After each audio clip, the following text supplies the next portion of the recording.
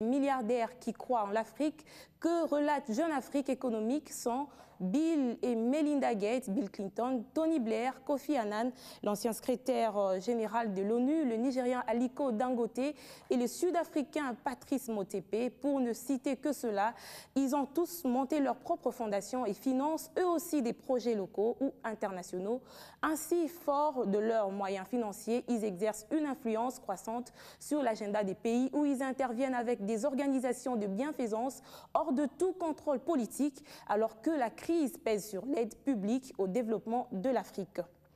Les 144 cardinaux réunis depuis hier en congrégation pour préparer le conclave à l'issue duquel sera nommé le nouveau pape exige le rapport confidentiel au sujet des scandales de la curie tels que repris sur le site Courriel International. Au centre des discussions, les révélations de Vatilix qui auraient poussé Benoît XVI à la démission. En fait, beaucoup des cardinaux non italiens en ont fait la demande pour clarifier l'affaire et prendre tout le temps nécessaire pour que toutes les questions soient traitées de manière appropriée.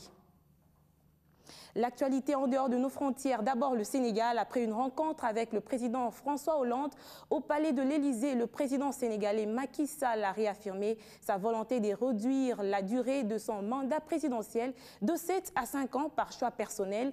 Pour modifier la durée du mandat présidentiel en les faisant passer de 7 à 5 ans, le chef de l'État doit en soumettre la proposition au peuple par voie référendaire.